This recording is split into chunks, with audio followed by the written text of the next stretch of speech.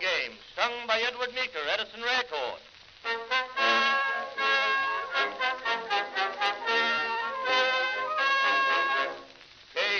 Casey was baseball mad, had the fever and had it bad. Just to root for the hometown crew every Sue, Katie Blue. On a Saturday, her young beau called to see if she'd like to go to see a show, but Miss Kate said no. I'll tell you what you can do. Take me out to the ball game, take me out with the crowd. Buy me some peanuts and Cracker Jack. I don't care if I never get back. Let me root for the home team. If they don't win, it's a shame. For it's 1, 2, 3 strikes, you're out at the old ball game. Babe Ruth's Own Book of Baseball. Chapter 1. The Baltimore Riverfront, Street Corner Baseball, Days at St. Mary's. The First Contract. A word of advice from Brother Gilbert. The big leagues at last. The climb upward. Aid from teammates. A $70,000 contract. Looking back. My earliest recollections center about the dirty, traffic-crowded streets of Baltimore's riverfront. Crowded streets they were too, noisy with the roar of heavy trucks whose drivers cursed and swore and aimed blows with their driving whips at the legs of kids who made the streets their playground. And the youngsters, running wild, struck back and echoed the curses. Truck drivers were our enemies. So were the coppers patrolling their beats, and so too were the shopkeepers who took bruising payment from our skins for the apples and the fruit we snitched from their stands and counters. A rough, tough neighborhood, but I liked it. There, in those crooked, winding streets, I staged my first fight and lost it, I think. There, too, I played my first baseball. There I learned to fear and to hate the coppers. Perhaps it was there, too, that I learned to control my pitches. For tossing overripe apples or aged eggs at a truck driver's head is mighty good practice, although I don't recommend it to the boys of today. Many people thought I was an orphan. I wasn't. My folks lived in Baltimore, and my father worked in the district where I was raised. We were poor, very poor, and there were times when we never knew where the next meal was coming from. But I never minded. I was no worse off than the other kids with whom I played and fought. I don't know how I happened to be sent to St. Mary's School. As a matter of fact, it wasn't so much a school as it was a home where kids like me could be cared for and trained and taught as they should be. All I remember is that I was a loose-jointed, gangling, dirty-faced kid in knee pants playing in the street, where one day a round-faced, pleasant little man in clerical garb came over to talk to me. I thought he was a priest, and I called him Father and tipped my cap when I spoke to him. "Not Father," he said, smiling, "just Brother Gilbert." Then he told me that I was to go with him, that I would be given a fine home and taught things that would make me into a useful citizen. I didn't want to go. I liked the freedom of the street, liked the gang of youngsters I played with and prowled with. But I went. For a while I wasn't happy. I missed the crowds and the dirt and the noise of the street. I missed the other kids. I even missed the policemen and the beatings that came from the shopkeepers when we were unfortunate enough to fall into their clutches. As I look back at it now, I realize that I must have been a real problem to the brothers. But Brother Gilbert stuck with me. I owe him a lot, more than I'll ever be able to repay. It was Brother Gilbert who finally struck upon the thing to hold my interest and keep me happy. It was baseball. Once I had been introduced to school athletics, I was satisfied and happy. Even as a kid, I was big for my years, and because of my size, I used to get most any job I liked on the team. Sometimes I pitched, sometimes I caught, and frequently I played the outfield and infield. It was all the same to me. All I wanted was to play. I didn't care much where. As I grew older, Brother Gilbert encouraged me more and more. At 16, I had developed into a pretty good catcher and was beginning to hit pretty well. I was tall and skinny in those days, and from some of the pictures that still hang on the walls over at school, I guess I must have been about as funny-looking a kid as ever got a trouncing for cutting classes to go fishing. There were a lot of fine men connected with the school in those days. In addition to Brother Gilbert, there was Brother Matthias. What a friend he was, as I found out during 1924 and 1925 when things were breaking bad and I needed friends, as I never had needed them before. Then there were Brother Albin and Brother Paul, men whom I still see frequently and who never fail to send me letters of congratulation every time I do something worthwhile. These men are among the very few people who call me George. To the rest of the world, and particularly to the baseball fans, I'm Babe and have been ever since I broke into baseball. To the members of the Yankee Ball Club, I'm Jedge. That's a name that Benny Bengo tacked on me some 2 or 3 seasons ago, and it has stuck. But to the brothers down at St. Mary's, I'm George, and always will be. It's a funny thing, incidentally, how many times a year I get letters asking me how I got my nickname. Some of the newspaper boys made a pretty good yarn out of it one time. They said that when I was a little kid, I always wanted to play ball with bigger boys, and when they wouldn't let me play, I'd cry and howl until I had the whole neighborhood disturbed. The big boys, according to his story, nicknamed me Baby because I cried so much, then shortened it to Babe, as kids will. It's a shame to spoil a good yarn like that, but as a matter of fact, the story is all wrong. A man named Steinem, who was coach of the Baltimore Orioles when I joined the club in 1914, gave me the nickname. The first day I reported at the clubhouse, he said, "Well, here's Jack's newest babe now." And the name has stuck. I've been Babe ever since, and I suppose I will still be Babe when I'm an old, old man with wobbly legs and long whiskers. They tell another story about the way I happened to get into league baseball, too. According to some of the newspaper men, the brothers at school tried me out at everything in the world. They had me doing work in the garden, and they tried me out at carpentry.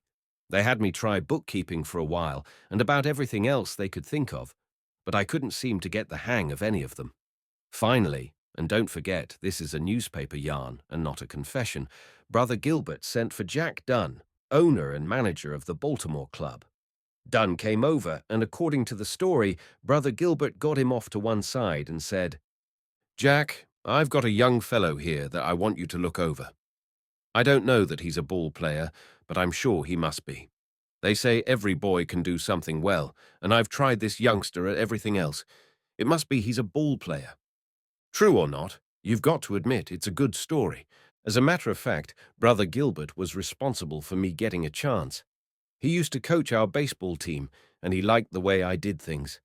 Lots of times he would point me out as an example to the other boys. As a baseball player, you understand. And finally, when I was 18, he wrote a letter to Jack Dunn telling him about me and asking Jack to come around and see for himself. Now, baseball managers don't usually look for prospective players on schoolboy teams, and I imagine if St. Mary's hadn't been convenient and handy, Jack wouldn't have paid any attention to the letter. But it was only a few steps from his office to the school, and he had nothing else to do, so he came over. I'll never forget the day Brother Gilbert called me over and introduced me to Jack. I was flabbergasted. I hadn't known about the letter, and the idea of shaking hands with a real professional baseball man was almost too much. Jack was mighty good to me and talked for quite a while about baseball. Finally, he got me into a uniform and out in the yard. He had me pitch to him for a half hour, I guess, talking to me all the time, and telling me not to strain and not to try too hard. I was a pretty fair pitcher in those days, if I do say so myself, and at the end of a half hour, Dunn called a halt and went into the office with Brother Gilbert. In about a half hour, they called me in, and Brother Gilbert explained that Mr. Dunn thought I would make a ball player and wanted me to sign a contract with the Baltimore Orioles. Since I wasn't yet of age, Brother Gilbert explained, Mr. Dunn would take out papers as my guardian and would be responsible for me when I was away from the school. "How about it, young man?" Dunn asked me. "Do you want to play baseball?" I guess I must have come near falling over in my excitement. Did I want to play baseball? Does a fish like to swim or a squirrel climb trees? I didn't even pause to ask questions. "Sure," I said. "I'll play. When do I start?" But Brother Gilbert stopped me. "Wait a minute, George," he said. "This is a serious business. Boys play baseball for fun, but you're a man now and you're taking a man's job. You know, playing professional baseball isn't like playing on the sandlots. You'll find the men on the Baltimore team know a lot more baseball than you do, and it won't be easy. Besides, he added, I want you to understand all the arrangements. Mr. Dunn has agreed to pay you $600 for the 6-month season. That's approximately $25 a week. Will you be satisfied with that?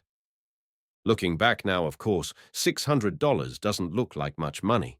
But that day, there in the school office, it sounded like a fortune, and $25 a week. Why, I'd be as rich as Rockefeller, I thought, and for playing baseball. I never even hesitated. If Brother Gilbert expected me to do any serious thinking, he certainly got a disappointment that day. Sure, I'd like it, I said, and said it fast too, for fear Dunn might change his mind. And so it was arranged, a contract was drawn up, and I signed it. Then I beat it out of doors to tell the rest of the boys. In the years that have gone by, I've had a lot of thrills. I got one when I pitched my first World Series game. I get one every time I hit a ball over the fence, and I got a big one that day last fall when I hit my 60th home run and broke my old record. But none of these could compare to the thrill that came the day I paraded out to the playground and told the rest of the boys that I was signed to a contract, a real, honest-to-goodness professional baseball player. Less than 2 years ago, I sat in Colonel Ruppert's private office in New York and signed my name again, this time to a 3-year contract calling for $70,000 a year. The newspaper boys were on hand, and the photographers, and the whole baseball world made a great ado about this signing. But honestly, that new contract for the largest salary ever paid a ball player didn't give me half the kick I got that afternoon back in 1914 when I signed with Jack Dunn to play ball with the Baltimore Orioles at $25 a week. Speaking of that last contract signing reminds me of a good laugh I had at the expense of the newspaper boys. There were a couple of dozen of them sticking around when I signed, some of them fellows who had been traveling with the Yankees for several seasons, fellows whom I know intimately and well. Yet in their stories, every one of them wrote about me signing that contract with my left hand, and some of the papers even ran pictures showing me signing left-handed. How they managed it, I don't know, for as a matter of fact, I write with my right hand now, and I always have. I'm left-handed in everything else I do, but when it comes to writing, I'm just as right-handed as any right-hander you ever saw. It just goes to show that people take a lot of things for granted. They don't observe things closely, particularly things about which they feel confident. Most of the rest of my story everyone knows. I went with the Orioles and was fortunate enough to make good. In fact, I never for a moment thought that I wouldn't.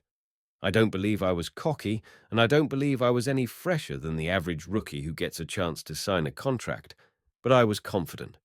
I played for Jack Dunn for a month, and at the end of that time he raised my contract $600 more, just doubling the original amount. At the end of the second month, he added another $600. And right here, let me say one thing. I've heard a lot of talk and read a lot of stuff in the newspapers about club owners being tightwads and all that sort of thing. If they are, I have never discovered it. In my baseball experience, I've found them fair at all times, always willing to pay a man what they considered he was worth. Never in my life have I ever been a serious holdout, and never have I had any very bitter salary arguments with my owners. Of course, Colonel Ruppert may be an exception. Many people tell me he is, and he is the only man I've had to do business with since I've been in the big money class. But he certainly has been fair and square always, in all his dealings with me. The tip-off on that is the fact that it took us less than 20 minutes to agree to terms in 1927 when I signed my last contract. In 1914, Jack Dunn sold me to the Boston Red Sox. I was in the big leagues, sure enough. I've never been back to the minors since. In 1914, after I reported to the Red Sox, I got into 4 ball games. Not many, but a start, at least. The next year, I was in 42. Since then, I've never been in less. Going to the Red Sox was a great break. In those days, the Red Sox were as much kings of the baseball walk as the Yankees are today.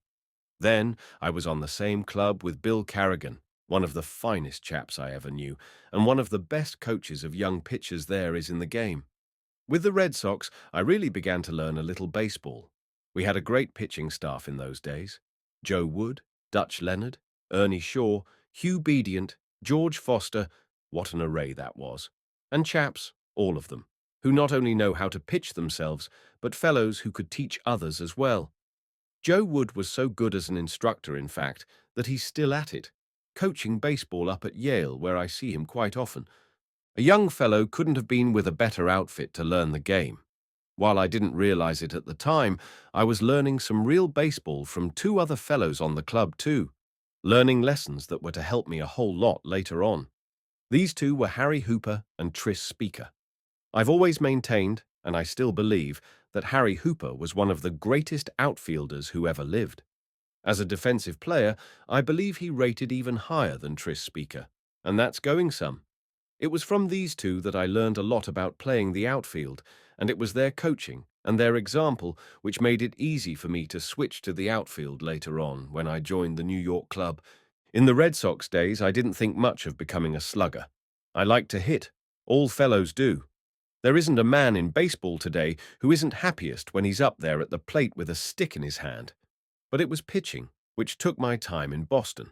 And one of the proudest records I hold to this day is that of having pitched the most consecutive scoreless innings in World Series play. And another accomplishment of those Boston pitching days, which still makes me grin every time I think of it, occurred in a game I pitched in Detroit. In that game, in the ninth inning with nobody out and the Red Sox holding a one-run lead, I struck out Bob Veach, Ty Cobb, and Sam Crawford in a row.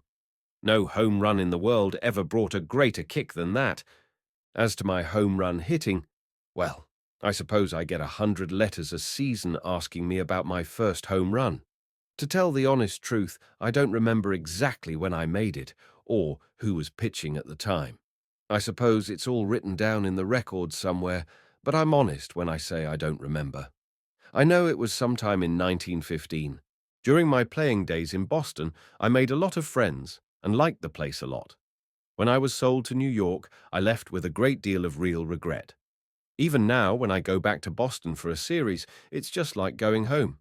I don't believe I have any more real friends anywhere, or any more boosters, than I have up there at Fenway Park, where I started my big league career. I went to New York in 1920, and I've been there ever since. I hope I can remain there and finish my big league career with the Yankees. New York has been mighty good to me. Like all young fellows, I've made mistakes. Several times I've got away on the wrong foot. Once or twice I've been in bad with the baseball authorities. I've figured in rows with the umpires and fights with fans. But those days are over. I know better now. Tommy Connolly, the umpire, and I hold one joint record. The last time Tommy was forced to kick a player out of the ball game was back in 1922. I was the player. Tommy has had a clean record since that day. So have I. That's the last time I have had a serious run-in with an umpire. During the years that I've been in the big leagues, stories have been printed about me that were complimentary, and a lot of things have been said which weren't exactly compliments. I've had my ups and my downs, and there have been times when it looked as though my baseball career was over and finished. In 1925, when I collapsed in Asheville, during the spring training trip, a lot of people figured I'd never put on a uniform again. That sickness taught me a lesson. It was my own fault. I took life easy all winter, put on a lot of fat and overweight, then tried to boil and fast myself into shape in a couple of weeks. It can't be done. All through the years, though, from first to last, I've had one lot of friends who have stuck by me. That's the kids. I'm proud of my record in baseball, and I'd be ungrateful to say otherwise. Every time I drive in a run, every time I hit a ball over the fence or hear the cheers of the bleacher fans ringing in my ears, I get a great kick. I suppose I always will. The first year I broke into baseball, I got one fan letter, and that one was from Brother Gilbert. Last year, there were 20,000 letters in my mail from every part of the globe and every state in the Union. I had a letter from a Brahmin priest in India, and I had a letter from a condemned man in a Cuban jail. I had a letter from an 8-year-old boy in Germany and another from a college professor in Japan. To answer them all would be impossible, but I like to get them. Seems to me as though they're part of my pay, but I'm not kidding myself. The raspberries are just as easy to collect as the cheers. The people who cheer me from the stands or write me letters aren't interested so much in Babe Ruth as they are in something else. They're interested in baseball. All ball players realize that sooner or later. What a game it is! No wonder a fellow gets a kick out of being in it and part of it. No wonder we're proud, all of us, to be ball players. Chapter 2. Baseball like a battle. Two big divisions, offense and defense. What they are: old-fashioned defensive play. The shift to modern offensive baseball, great defensive teams of history. Some pitching marvels, pitching the keystone of defensive play, offensive stars of today. You know, a game of baseball is like a battle. One outfit digs in behind the barbed wire of good pitching and great fielding, and the other side tries to shell them loose with a barrage of base hits. Just like war, it's a battle of defense against offense, and the best organization wins. If you happen to be a baseball fan who reads the newspapers, you've probably noticed that before a World Series or any other big series, the writers always print long stories of comparisons between individual players. They point out that Lou Gehrig, for instance, will hit a ball further and harder than Joe Harris, but that Pie Traynor can go farther to his left than Joe Dugan. That's interesting, but so far as doping out the winner of the series is concerned, it's bunk. And it always gives the ball players a laugh. For ball players know that it isn't individuals who count. It's the way a team plays as a whole that determines its offensive power or its defensive strength. Smart ball players and smart managers consider offense and defense as units, knowing that it takes 9 men to do the fielding and 9 hitters to make up a batting order that will score runs.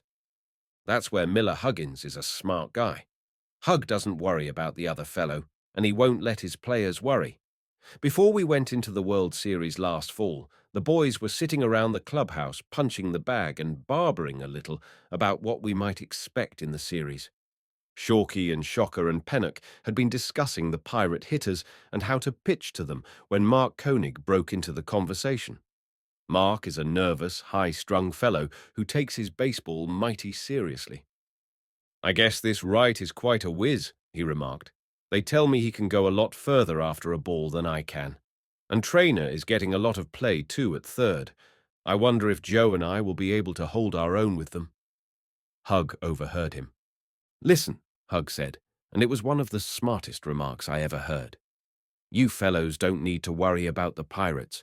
In baseball, all a fellow has to do to win is to drive in a few runs and then field well enough to keep the other fellow from scoring as many.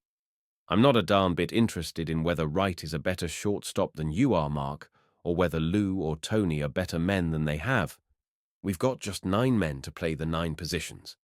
Good or bad, they're the ones who have to do the job, and all the worry about the other fellow don't help a bit. Our job is to make the most of what we have, and the Pirates be derned. Now, if you know a better philosophy for baseball than that, go to it. I don't. The ideal baseball team, of course, would be one that was equally good on defense and offense and perfect in both departments. But teams like that don't exist, and my experience has been that the team which is particularly strong offensively is apt to be a little weak on defense and vice versa. It's up to the manager or the captain to make the most of what he has in the way of material, and he naturally builds up the department in which he is strongest, even if he has to weaken the other department a bit to do it. Baseball has changed a lot in the last 10 or 15 years. I haven't been sticking around the big leagues as long as Ty Cobb and Eddie Collins and some of those fellows, but I've been around long enough to notice the change. And it hasn't been in one club or 2 clubs either, but in the whole game. When I first broke in, baseball was a defensive game. The pitchers and fielders had all the best of the argument, and a 2-run lead could be cashed in most any time. What an array of pitchers there was in those days. Walter Johnson was in his prime then, and Alexander, and Rube Marquard, and Eddie Plank. And those boys could pitch, believe me. They had everything it takes to make a great pitcher, and in addition they were permitted to rough the ball, use trick deliveries, and do anything else they could think of to make a hitter's life miserable. And besides that, the ball they used in those days was dead into the bargain. I guess that period is what you would call baseball's defensive age. And naturally, with the big leagues playing defensive ball, the sandlotters and the amateurs took it up too. Kids in those days dreamed of becoming great pitchers, and hitting was just a matter of course. Even hitters like Wagner and LaJoie had to play second fiddle to the Matties and the Browns, and though a fellow like Cobb might be a marvel, folks kept their eyes on the pitchers. Even now, before a World Series, you find a lot of the experts predicting that pitching will win the series. And, all other things being equal, it will. But the fact is that the statement is a throwback to the old defensive age when pitching was the big thing in baseball, and everything else could run for Sweeney. The change from defensive to offensive play came gradually. John McGraw was one of the men who was most responsible. There's one cagey hombre, that McGraw. He's always just a couple of jumps ahead of the other fellow when it comes to thinking, and he's always looking for something new and unusual to pull. I've had my run-ins with John, and once or twice when we were playing the Giants in the World Series, I've wanted to sock him in the nose, but he's a baseball wizard just the same. And while all the other managers were going nutty over defensive play and making themselves bald trying to dope out ways to develop and aid their pitchers, John took counsel with himself and decided that what baseball needed was more action. So he went in for hitting and base stealing, and the first thing the rest of the managers knew, John was stealing a pennant right out of their laps. While other fellows were content to string along with the old-fashioned sacrifice with a man on base, John took a gambling chance with the hit and run and the steal. Instead of sending hitters up to the plate with orders to wait 'em out, John would pat a fellow on the back and say, "Go up there and lay on that onion. Knock it a mile. You're better than he is." And how the fans liked it. They had been watching pitching perfection for so long that they craved a change, and given a taste, they began to yell for more hitting and more action. Other managers began to copy McGraw's style too, and it wasn't long before they passed rules limiting pitchers on trick stuff. They did away with the spitball and the emery ball and the other freaks. They built a little more life into the ball, and they ordered umpires to use new and clean balls as much as possible. The boys began smacking the fences with long drives, outfielders began playing with their backs to the wall, and infielders had to move back on the grass or have their legs torn off with hot drives. And that's the story of how baseball's era of defensive play passed into history, and offensive play became the main factor in the game. At least, that's the way it seems to me, and most of the changes have taken place since I first put on a big league uniform. Right here, too, let me say that I've been a pretty lucky fellow in that respect. In the old days when defense was the big thing, I was a pitcher, and a pretty good one if I do say it myself. And when things switched over, and hitting became the rage, Ed Barrow, then managing the Red Sox, turned me into an outfielder and gave me a chance to take my cut with the rest of the sluggers. So I got a break going and coming. You can't beat that. A lot of folks, and particularly the older fans, still think that the old style was best, and they sit around and pine for the good old days when pitchers were pitchers instead of throwers, and teams had to fight for one run instead of getting 'em in clusters. Maybe they're right. I'm not arguing the matter one way or another. I'm just trying to point out that baseball, as a game, can be divided into two big departments. One is defensive play. That's the business of stopping the other fellow, and it includes pitching, fielding, throwing, and the inside strategy that makes two putouts where one grew before. The other is offensive play, and that's simply the matter of your own attack. Hitting, base running, stealing, etc. The business of scoring runs. Both departments are necessary. And baseball strategy, when you come down to it, is simply making the most of your strength in these two departments. Right now, the fans demand emphasis on offensive play, and what the fans want, they get. They like plenty of hitting, so modern baseball is built around the slugger. Someday, perhaps public sentiment will switch back the other way, back again to the old days of pitching battles and low scores. If it does, you'll see a return to the old style in a hurry, and there will be new Mathewsons and new Browns springing up to take the place of the Speakers, the Cobbs, the Gehrigs, and the Hornsbys of the present slugging era. As concerns the fine points of the two styles, there's plenty of room for argument. Managers build their ball clubs from the material they have available. If they have too much defensive strength, then they have to make defense their specialty. If, on the other hand, they have plenty of offensive power, then they must build such a club and make their defense a secondary thing. But to get back once more to cases instead of generalities. Take the time to go over the baseball records, and you'll find the great teams of history excelled in one department or the other. They can be classified either as defensive teams or offensive teams. The greatest defensive team of all time, I guess, was the Chicago White Sox of 1906. Those boys hit so little that whenever a player got a two-bagger, he wrote home about it, and if they got more than 4 hits in a game, Commie threw a banquet in their honor. But just the same, they won a pennant and a World Series, and the reason they won was that they were so good defensively that they managed to hold the other fellows to even fewer runs than they got. They had great pitching. I never saw them, but the old boys are still talking about Ed Walsh, Frank Smith, Doc White, Nick Altrock, and the rest of that famous outfit. And along with their pitching, they had wonderful fielding strength plus baseball brains. And brains is one of the biggest assets in defensive play. A fellow can stand up there at the plate and take his cut without any deep thinking, but to play the field properly, a fellow has to have something besides curly hair above his shoulders. He's got to know his onions. The old Athletics were another great defensive team, too. I've played against them, and I know. But coming as they did, at the time when baseball was changing, they had real offensive strength, too. Just the same, it was the fine pitching of fellows like Combs and Bender and Plank, plus the high-class work of that million-dollar infield that made them one of the greatest teams of all time. Despite the swatting power of Baker, McInnes, Collins, and the rest, I still figure that they class as a defensive rather than an offensive team. Among modern teams, the Washington Senators of 1924 rate as one of the best defensive teams, combining fine pitching with some corking work in the infield and outfield. You'll go far and look plenty before you'll find a better infield combination than Bucky Harris and Roger Peckinpah put up that year, for instance. When it comes to great offensive teams, I'm just cocky enough to believe that the Yankees of 1927 were the best ever.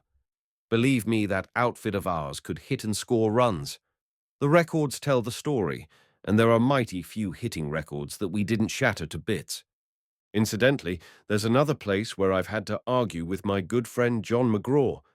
John maintains that the old Baltimore Orioles were one of the great offensive clubs, and he rather has me there.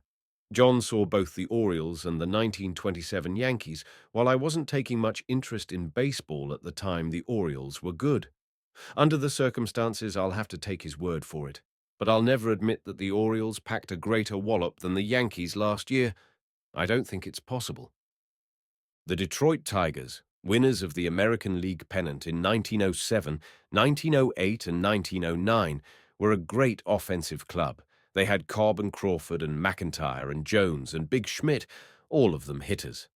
And as an offensive club, they stood out in an age when defensive play was considered quite the thing.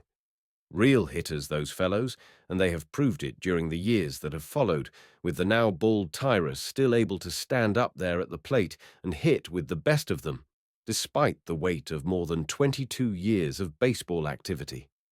Discussion of great offensive teams would not be complete without some mention of the 1912 to 1913 Giants, the team that was responsible for the gradual swing from defensive to offensive play. There was a team that was great offensively, not so much on account of its hitting power, but because of its cleverness in base running. Old-timers still maintain that the Giants team of that era literally stole the pennant. They were masters at base running in an age when base running was a real art. Perhaps I've rambled a bit through these pages. The point I want to make and leave strong is simply this. Baseball, as a game, is divided into two great divisions. One is offense, the other is defense. They are equally important, but in building up a ball club, it is very seldom, indeed, that you can find men equally proficient in each department. Consequently, most managers determine in which department they are best, and they make their playing plans along that line, weakening one department a little, perhaps, in order to strengthen the other. And at the present time, baseball is going through an offensive era, with hitters holding the edge and the science of steal and sacrifice playing second fiddle to brawn and power and wallop. Chapter 3. Pitching the Keynote of Defense. The pitcher's job, why young pitchers fail, control as a pitching factor, how to obtain control, Alexander the Old Master, Shocker gets by on nothing. Shorkey gives a few words of advice to rookies. Practice counts most. Pitching is the most important single item in the defensive play of any ball club, but I mean real pitching, not just throwing. I guess there isn't a kid in the country, but at some time or another dreams of being a great pitcher. And here's the first thing for him to remember. Pitchers, real pitchers, learn early that their job isn't so much to keep opposing batsmen from hitting as it is to make them hit at someone. The trouble with most kid pitchers is that they forget there are 8 other men on the team to help them. They just blunder ahead, putting everything they have on every pitch and trying to carry the weight of the whole game on their shoulders. The result is that they tire out and go bad along in the middle of the game, and then the wise old heads have to hurry out and rescue them. I've seen a lot of young fellows come up, and they all had the same trouble. Take Lefty Grove over at Philadelphia, for instance. There isn't a pitcher in the league who has more speed or more stuff than Lefty. He can do things with a baseball that make you dizzy. But when he first came into the league, he seemed to think that he had to strike every batter out as he came up. The result was that he'd go along great for 5 or 6 innings and then blow. And he's just now learning to conserve his strength. In other words, he's learning that a little exercise of the noodle will save a lot of wear and tear on his arm. Owen Carroll, the Holy Cross star, who went to the Tigers, is another of the same type. Oni was a whiz in college, but when he got up into the big show, he found out that there was something more to pitching than just breezing that fast one past. It took him a whole season to get wise, and he is just now beginning to develop as a real pitcher. He's getting smart. You see, when a kid pitcher starts out, he tries to carry the game himself. Then when he finds out that he's being hit a little, he tries to bear down harder and harder. And the more he bears down, the worse he gets. I broke in as a pitcher, and I was like all the rest of the beginners. And I couldn't understand why that fastball didn't fool the big league hitters like it had the kids back at school. I had another bad fault, too. I wouldn't accept advice, and how I managed to blunder along is more than I can understand. The boys are still telling a story about me that always gets a laugh, even if it isn't very complimentary. In the 1918 World Series, we, the Boston Red Sox, were playing the Chicago Cubs, and they had Leslie Mann and Max Flack alternating in the outfield. I was slated to pitch one game, and the first time up, Mann socked me for a base hit. When I went back to the bench, Bill Carrigan, our manager, called me over to give me some advice. "That fellow Mann is a tough hitter against left-handed pitching," Bill said. "The only thing to do is loosen him up a bit. The next time he comes up to hit, dust him off. Drop him in the dirt. Maybe that will stop him." I promised Bill I would do it and went on about my business. Meantime, the Cubs had sent Flack in to replace Mann, and when Max came up to hit, I promptly turned loose a fast one that flattened him. When I went back to the bench, I was feeling pretty proud of myself. "Well," I said, "I guess I showed that guy Mann a thing or two, didn't I?" I thought Carrigan would explode. He cussed me up one side and down the other, and I don't blame him. Can you imagine a pitcher not even knowing the difference between hitters and hitting Max Flack in the ribs, thinking all the time that he was making Leslie Mann a victim? But it just goes to show how careless young pitchers can be, and it's typical too of the 1,001 things which inexperienced pitchers will do to get in bad. The first thing any pitcher has got to develop, the biggest single item in his whole stock of trade, is control. Don't let anyone kid you about it.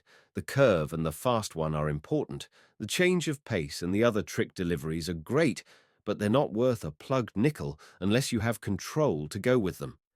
And by control, I don't mean the ability to put the ball over the plate somewhere between the shoulders and the knees, either. I mean the ability to hit a 3-inch target 9 throws out of 10. I mean the sort of control that lets you put that ball in the exact spot you want it, and to play a corner to the split fraction of an inch. I've seen a lot of good pitchers in my day. That gang I broke in with up in Boston was a pretty fair outfit, and there wasn't a man in the lot who didn't spend hours on end getting control. Ernie Shaw could just about drive a nail at 60 feet, and Dutch Leonard was just as good. When they pitched, they didn't guess where that ball was going. They knew. In the 1926 World Series, when Alexander struck out Tony Lazzari in that crucial inning and won a championship, a lot of fellows raved about Alex's great curves. Let me tell you a little secret. Alex threw Tony just one curveball in all those pitches, and the ball that Tony fanned on wasn't a curve at all. It wasn't even a fast one. It was a half-speed ball that cut the corner of the plate within a half-inch of the spot Bob O'Farrell called for. No, sir. The thing that fanned Tony Lazzari that day, and the thing that cost the Yankees a world championship, was Grover Alexander's uncanny control. He was putting that ball right where he wanted it, on every pitch. And the fellow who was up there at the plate with a bat on his shoulder felt like a sucker. For he knew that the balls were so bad he couldn't hit them squarely, yet they were good enough that they were sure to be called strikes if he let them go.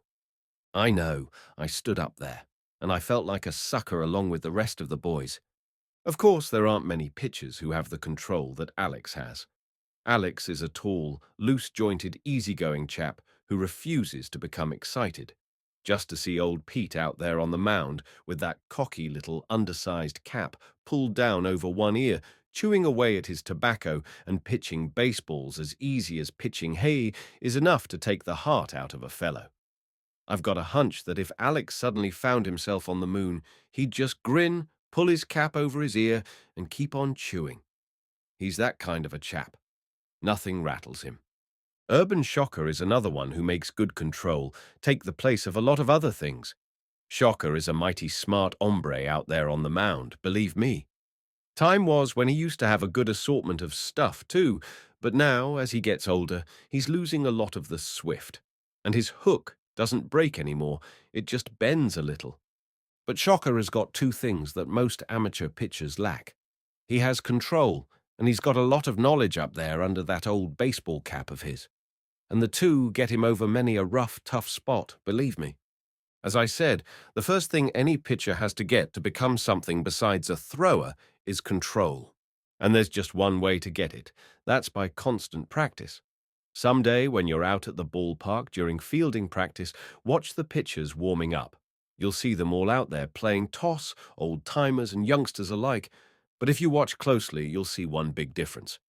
The young fellows are just throwing, loosening up their arms and getting the kinks out of their muscles.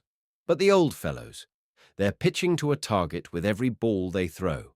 Watch the fellow who is warming them up. You'll see him hold his glove up as a target on every pitch. Sometimes he holds it over one corner of the plate, sometimes over the other. Sometimes he holds it low and sometimes high. But always the pitcher is in there trying to hit the mark. And if he happens to be on form, he'll do it 29 pitches out of 30. If he can't, then he's still a long way from a pitcher. I've seen Shorkey pitch to a target for an hour at a time, perfecting his control. He doesn't pitch hard, and he doesn't strain his arm with a lot of stuff. He just pitches away at that old mark. And other players on the club do the same thing. Our fellows, most of them, are veterans. They've been around. They know what it's all about. And they know just how important control is. Walter Johnson is another pitcher who was great on control. He had to be.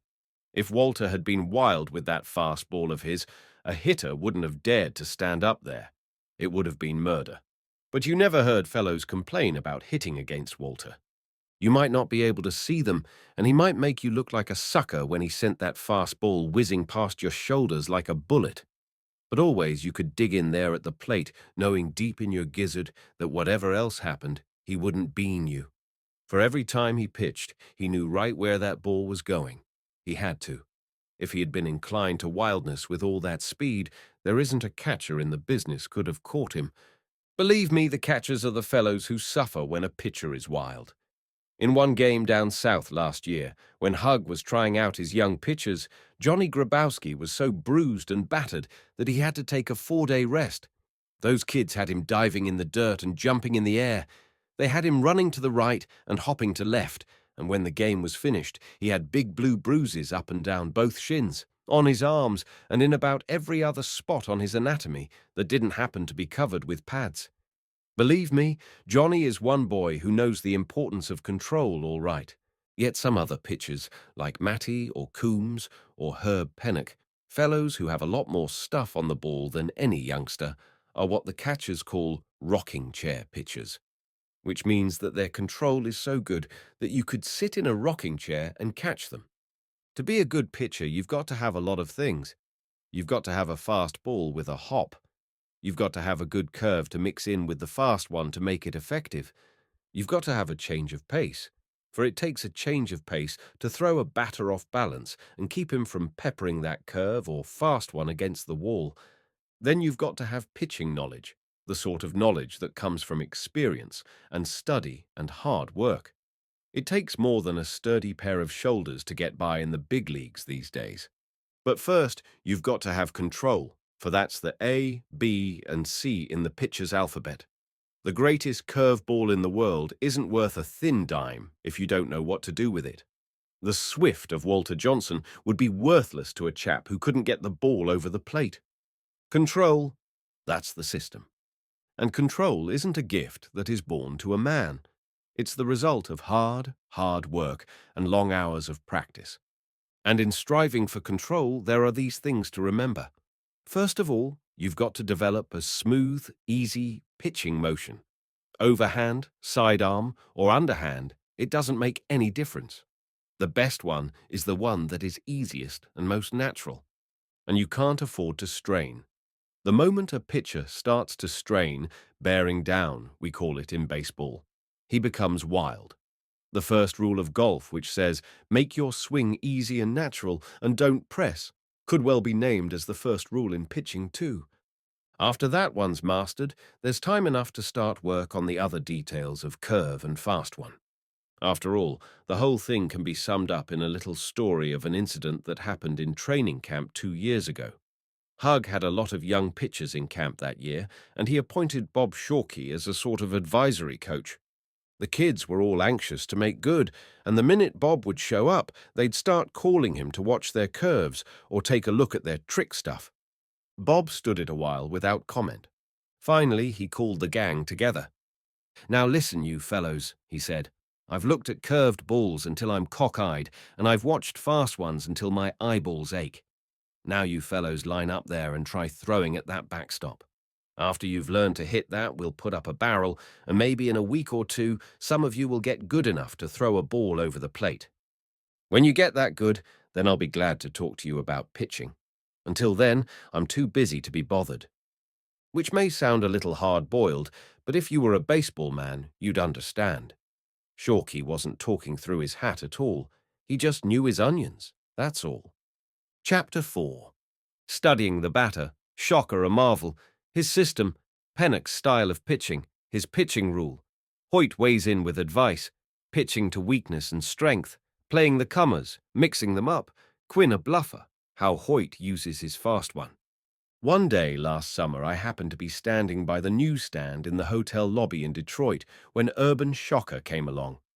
He stopped to kid with me a bit, then turned to the attendant. "Got any Chicago papers?" he asked. The attendant handed him 2 papers. "That all you got?" Shock persisted.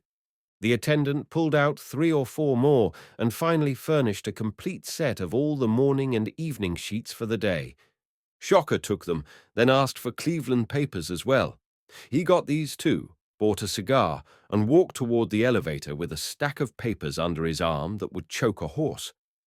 The newsstand man watched him curiously and turned to me when Shocker finally had disappeared. "There's a funny guy," he commented. "Every day that egg is in town, he comes over and buys newspapers from other towns.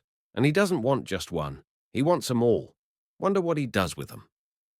"Maybe he's saving them to paper his garage," I suggested, and the newsstand man laughed and forgot. As a matter of fact, I knew all the time what Shock had wanted of the papers. So did the other fellows on the club.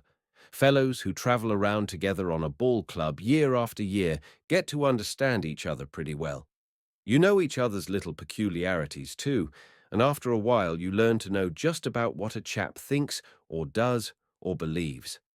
Ever since Shocker joined the Yankees, he has been known as a newspaper hound, and he's gradually getting the other pitchers the same way. For Shocker wanted those newspapers for a definite reason. He bought them for a purpose, and this is it.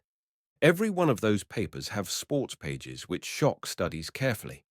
In Detroit, he bought Chicago and Cleveland papers because these were the towns where we were to play next, and the box scores of the teams in those towns told him a story.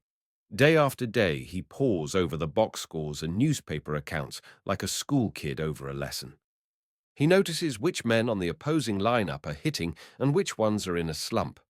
He notes how they go against opposing pitchers, and being a veteran and well acquainted with the styles and types of the various pitchers, he can then get a pretty good line on what sort of pitching they are hitting. Here's the way he works. Suppose we're playing Cleveland in a day or two. Now everyone knows that ordinarily George Burns and Joey Sewell are dangerous hitters, and that Rube Lutzke and some of the other boys are not so hot with the stick. But Shocker, studying the box scores day after day, comes around the clubhouse with a different report. Well, he'll say, I noticed that Burns went hitless against Zachary the other day. Up 3 times for a horse collar. Guess George is having a tough time with slow balls these days. Zachary, we all know, is a slow ball pitcher. Quinn beat him 2 a week ago. Maybe we better try George out on slow ones this trip. Or perhaps he'll call attention to the fact that Rube Lutzke, normally a weak hitter, is having a spurt and is getting a lot of base hits. Perhaps he'll come up with information that Luke Sewell, usually a corking thrower, has been a bit wild on his throws to second base for a few days, or it may be some other trick information that he gleaned from the box scores. But it's all mighty valuable in the daily business of winning ball games. The point, of course, is that to become a good pitcher, a man must make a close study of opposing batsmen, and Shocker is one of the closest students you'll find in the game today. Pitching, after all, is about 1/3 arm work and 2/3 head work, and the fellows who stick around longest are the pitchers who let their head take over the burden as much as possible. Year after year, you see pitchers like Alex and Jess Haynes and George Ool and Dutch Ruther and Shocker out there winning ball games. You don't think they still have the fast-breaking curve and the hop on their fast one that they once had, do you? No, sir. They're getting by on knowledge, making their experience and their observation pay dividends. Good pitchers realize that every hitter who steps up there at the plate has a groove. That's a particular spot where he likes to see the ball come. And the pitcher who pitches down the groove, down his alley, the boys say sometimes, is inviting trouble. But every batter up there at the plate, no matter who he may be, has a weakness too. It may be a fast ball inside or a curveball low and outside. It may be any one of a dozen different things, but the point is that somewhere there's a weak spot, and the good pitcher is always looking for it. Herb Pennock is another smart pitcher, and one day, riding along on the train, I heard him explain his pitching theory to a lot of young fellows. It was short and simple, but it was 2% correct. Get that first one over the plate, Herb advised. Then after that, make the hitter swing at his weakness and your own strength. What Herb meant was simply this. Every pitcher has one particular ball that he can pitch a little better than anything else in his assortment. Herb's best ball, for instance, is an overhand curve that swishes up to the plate and breaks down and out. Hoyt's best pitch, on the other hand, is a fast ball. If you know anything about fast balls, you know that they hop as they reach the batter. Hoyt's fast one is a little different. It doesn't hop, it jumps. That is, it rises, and as a result is particularly effective. Now the point is this. You watch Hoyt and Herb when they're pitching and get a batter in the hole where he has to hit. Suppose he has 2 strikes and 1 ball, for instance, or a 3-2 count. Or suppose the hit and run is on and the pitcher knows that the batter is going to hit the next one. Right there you'll see Herb coming in with that overhand curve or wait with his fast one. In other words, as long as the hitter is going to swing and they know it, they'll see to it that he's swinging at the best they have and not at a cripple. That's good pitching judgment. And by reason of good control, they send that best bet zipping along to the batter's weakness, inside, outside, high or low, as the case may be. Of course, there are a few hitters like Cobb and Hornsby who have no real weakness. They hit anything, anywhere. One of the best laughs ever enjoyed in baseball was brought about by the young pitcher who walked into the clubhouse one day and announced very seriously that he had been studying the situation and at last had discovered Ty Cobb's weakness. "Boy, if you have, you're a wonder," one of the veterans said. "What do you think it is?" "Well," the rookie replied, "so near as I can figure it out, he has only one real weakness. That's a base on balls. When a pitcher faces a hitter of that type, there's only one thing to do. Give him the best you've got, and don't make them too good. If you can make him hit at a bad ball, the chances are he won't hit it squarely. And if he refuses to hit and gets a base on balls, it's well to remember Whitey Witt's old wise crack and laugh it off. Whitey walked over to an opposing pitcher one day after I had walked 4 times in a row. "That's the way to pitch," he agreed. "Better 4 balls for 1 base than 1 ball for 4 bases any time." The smart pitcher is always trying to make the hitter swing at a bad ball. Fellows like Shocker and Pennock and Alex can play those corners to the width of a gnat's eyebrow. In all the innings Alex pitched against the Yankees in the World Series, I don't believe he threw 2 balls down the middle. And when he did, the batter was so surprised that he couldn't swing. And don't think that those corner pitchers don't get on a hitter's nerves after a while. They do. I guess I've looked over as many bad ones as any man in the business in my day, and I know. There's nothing more annoying in the world than to step up there at the plate and watch a pitch come floating up big as a balloon, but too close or too far out to hit. You can see that it's going to cut the corner, but you know that if you swing, the chances are 75 out of 100 that you'll foul it off, or pop it up, or roll one to the infield. And if you let it go, you know darn well it will be called a strike. After watching pitching of that sort through 7 or 8 innings, you reach the state where you'll swing at anything, which of course is just what the pitcher wants you to do. One of the hardest things for the inexperienced pitcher to learn is when to take things easy and when to bear down. The greatest success of such pitchers as Matty and Three Finger Brown was their ability to judge pace, to take things easy when they had a chance, and then have plenty left to bear down when they had to. You know, 1 strikeout with the bases full and 2 down is just as valuable as 3 strikeouts in a row with nobody on, and a lot easier. Fans and pitchers new to the game are apt to judge pitching effectiveness by the number of strikeouts and the scarcity of hits in the box score. But the smart pitcher doesn't pay any attention to these things. He takes the slant that it's runs which win ball games and his idea to keep the hits from coming in the pinches. In my experience, I've seen pitchers touched for 10 or 12 hits and still pitch shutouts. And I saw little Emil Levson of Cleveland hold the Yankees to 2 hits and lose his game 2-0. Of course, the fans think the 12-hit pitcher is lucky, while they moan about Levson's bad luck.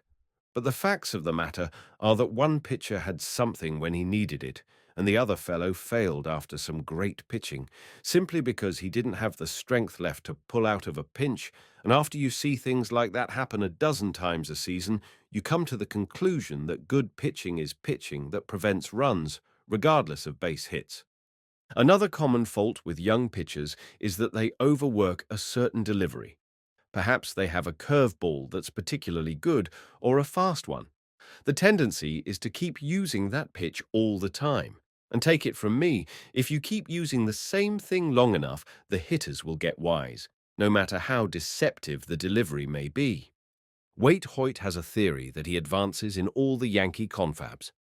Let 'em see that good one once in a while, just so they will know you have it. Then put it back in the case until you need it, is Waite's idea.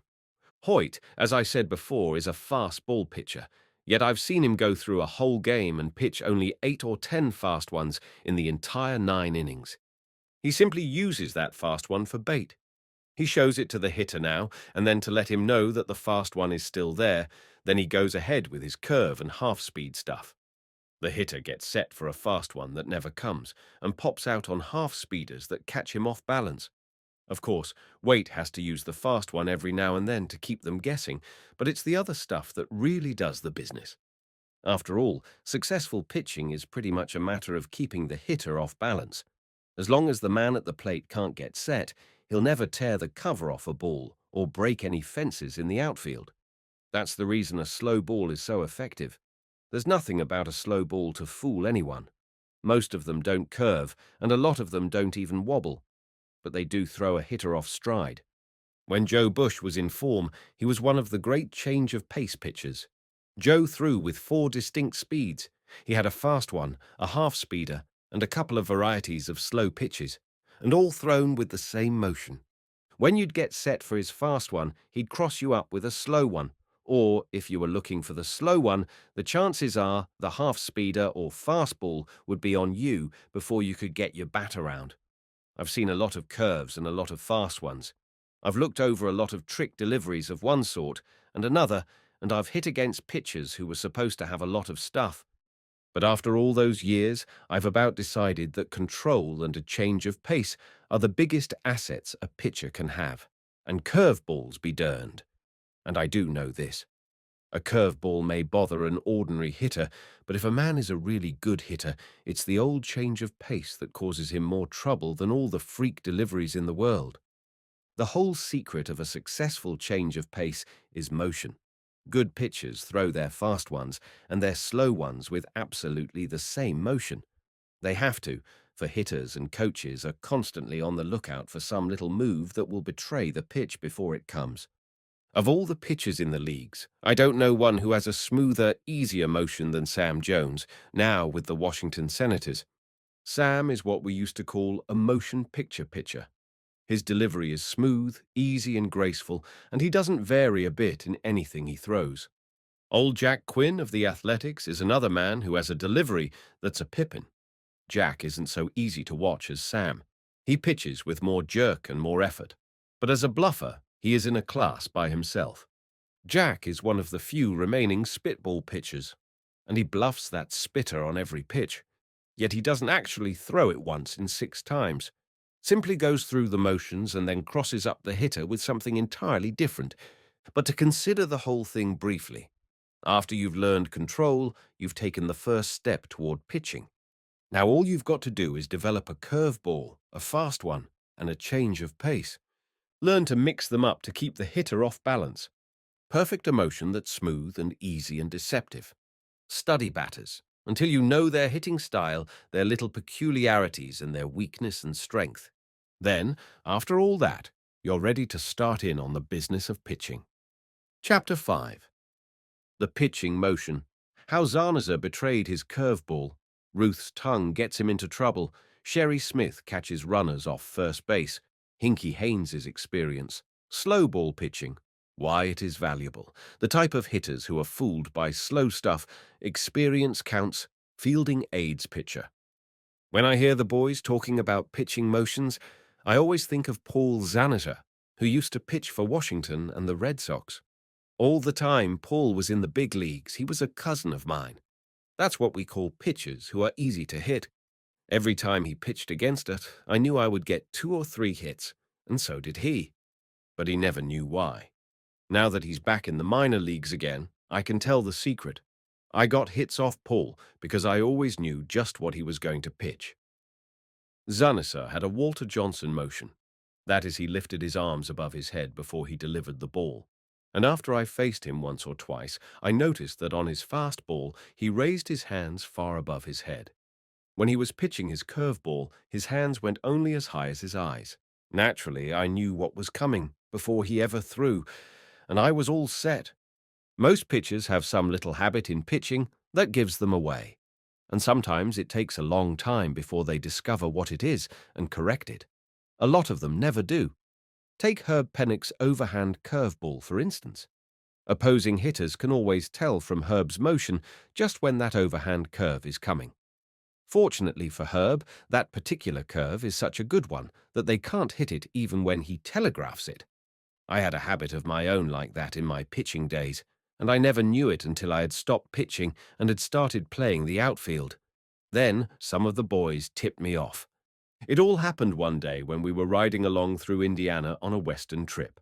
The boys had been playing cards all morning, and along about noon interest in the game began to lag, and they started talking baseball. Sherry Smith had beat us the day before, and there's a baby who has a real pitching motion.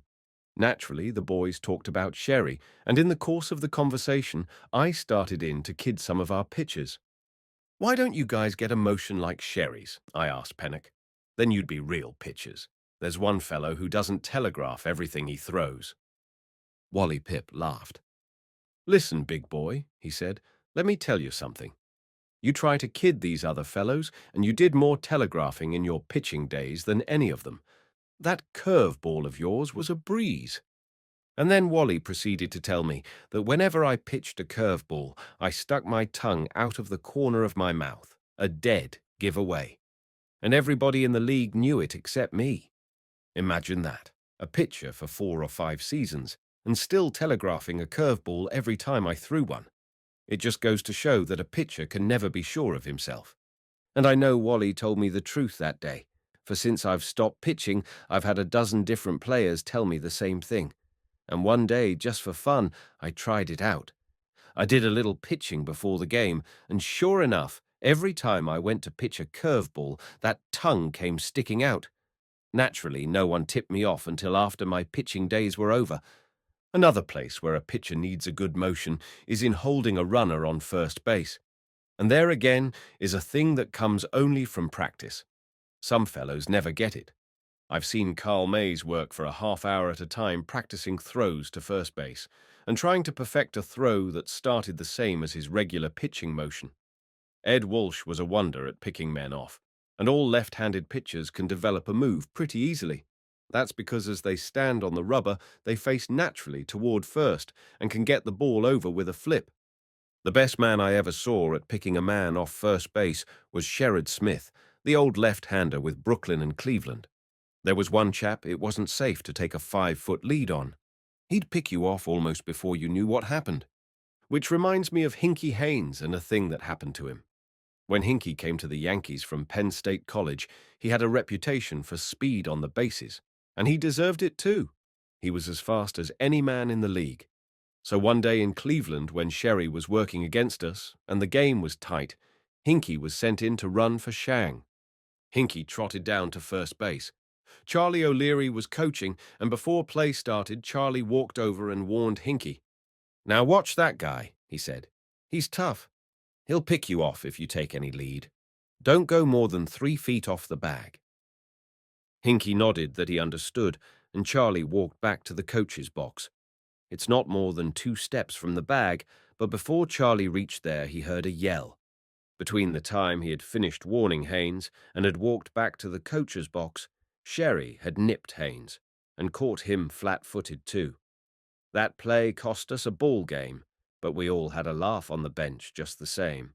For there wasn't a man on the club who at some time or another hadn't been a victim of the same play. What a motion old Sherry has! There isn't another pitcher in the league who can even come close to it. After a man has been pitching for a time, he just naturally picks up certain tricks of the trade, little things that have nothing to do with the physical side of pitching, but have a lot to do with making a man a finished performer. For instance, suppose your club is 1 run ahead or tied toward the end of the game. The first man up singles. The next fellow comes to the plate, and you know he is going to sacrifice. What do? It's a question that has many an amateur pitcher guessing, but the old-timer doesn't even hesitate. No matter who the hitter is or what type hitter he may be, the wise pitcher pitches high and fast. And here's why. When a man is bunting, he uses a stiff arm motion and pushes the ball. With a motion of this sort, it's hard for him to reach a ball shoulder high effectively and still keep control of bat and ball. You can prove that in a minute. Pick up a bat with hands well separated as if to bunt, and then try and hit an imaginary ball that's on line with your shoulder and just over the inside corner of the plate. See how awkward you feel, and how hard it is to reach the given spot effectively. With a pitch of that sort, the hitter 7 times out of 10 will foul off the pitch or will pop up a little fly that can be gathered in by the pitcher or catcher. Better still, there's a 50-50 chance that he will miss the ball entirely. As I said before, that's a little trick of pitching that becomes a habit with the old-timer pitcher. It's one of the little things that a man learns by experience. There are others too. For instance, the pitcher must always work in conjunction with his infield and outfield. A hitter is up, say a left-hand hitter who naturally hits to right field. The infield and outfield know this, and they naturally shift their position to handle a ball hit in that direction. Once shifted, then it's up to the pitcher to see that he makes the hitter send the ball to the right side of the diamond. And 9 times out of 10, the method is identical. They pitch inside to a left-hand hitter and outside to a right-hand hitter. If they want to make sure the hitter hits to left field, the system is reversed. Naturally, there are exceptions, but these are individual cases, and individual hitters are classified by pitchers after a few turns around the league. In late years, slow ball pitching has come to be particularly effective. That's because there are so many free-swinging hitters, and men of this type are apt to be thrown off balance by slow stuff.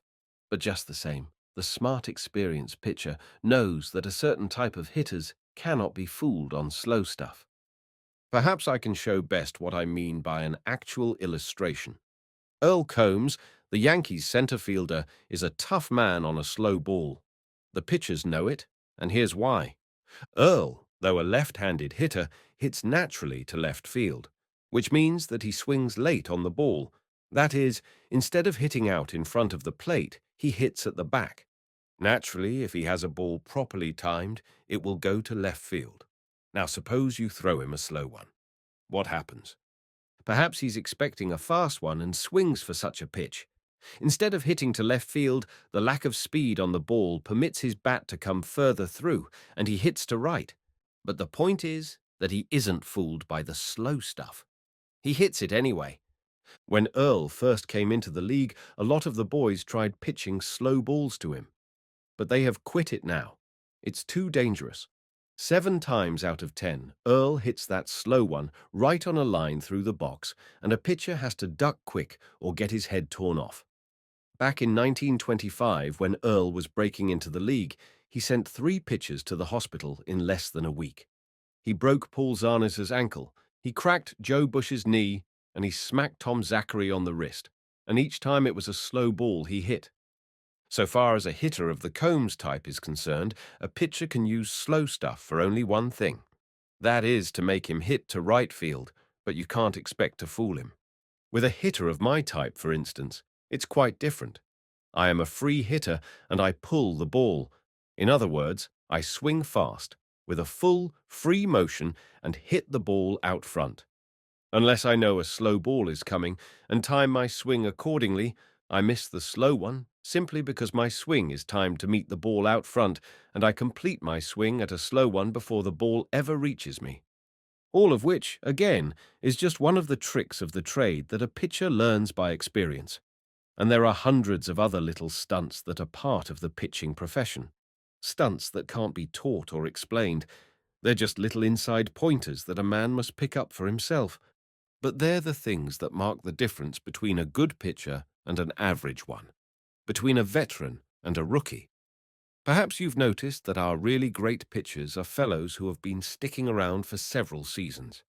A kid may come right up from the sticks and make good as an infielder or an outfielder. A lot of them have done it. Eddie Collins did. So did Frankie Frisch and George Sisler and Tony Lazzari and 100 others that you could mention. But it's very seldom indeed that a pitcher can do it. Even the Matties and the Browns, the Pennocks and the Vances and the Alexanders had to stick around for several seasons before they finally came through. And it wasn't because they didn't have plenty of stuff either.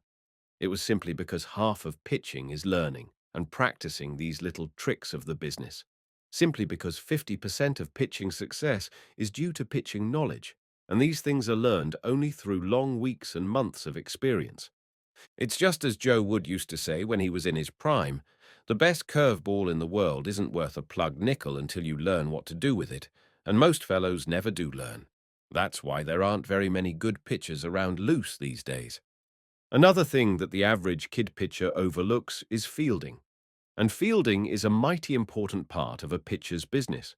A pitcher who can't field bunts and slow rolling balls down the baseline won't last a season in the big leagues.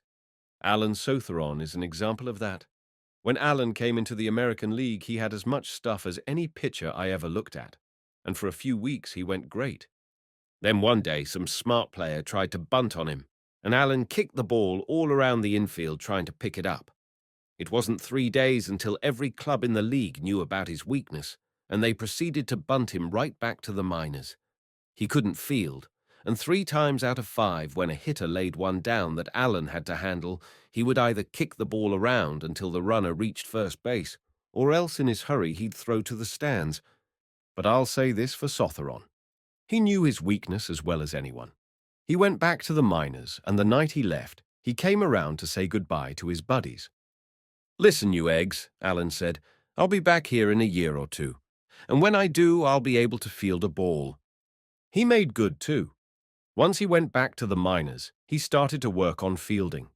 He would get out and handle bunts for hours at a time, and he even changed his whole pitching motion. And a couple of years ago, he came back again. His first time out, the gang tried the old bunt stuff, and Allen handled 7 straight bunts without a bobble. After then, the fellows knew that their little trick was all up. Allen's Sotheron had got wise. He had learned to field. The best fielding pitcher I ever saw, I think, was George Foster of the old Red Sox. George was sure death on any ball hit to his territory. In 3 seasons, I don't believe I saw him make a single error. He could grab them along the third baseline, and he could go over and dig them out at first. More important than that, he had a quick underhand throw like an infielder. Urban Shocker is one of the best fielding pitchers of the present day. Eddie Rommel of the Athletics is a fine fielder too. Eddie's fielding ability comes natural. He loves to play ball, and when he's not pitching, he likes to get out and work around the infield. He does a good job of it too. Pitchers who are bad fielders usually can correct their fault by a shift in pitching style. 9 times out of 10, they are bad fielders simply because they are off balance when they finish the pitch and they can't shift to go after a ball. The important thing to remember is that the body must follow the throw when pitching. Otherwise, the pitcher isn't able to move out of the way of the ball when it's hit back at him. Now and then, of course, a ball is hit back so fast that the pitcher hasn't time to move, but 9 times out of 10, it's the pitcher's own fault if he is hit by a batted ball. He simply isn't shifting his feet right. If you watch a pitcher like Herb Pennock, you'll see that at the finish of his pitch, he is balanced forward on his toes, with his weight evenly distributed on both feet. The same motion of his arm that sends the pitch winging across the plate pulls his body into fielding position without effort. The minute the ball leaves his fingers, he is set to field anything that comes his way. And the result is that when Herb is pitching, we have 9 fielders out there to stop a batting attack. No one else has to do Pennock's work. He does it himself. That's another reason why he's a great pitcher.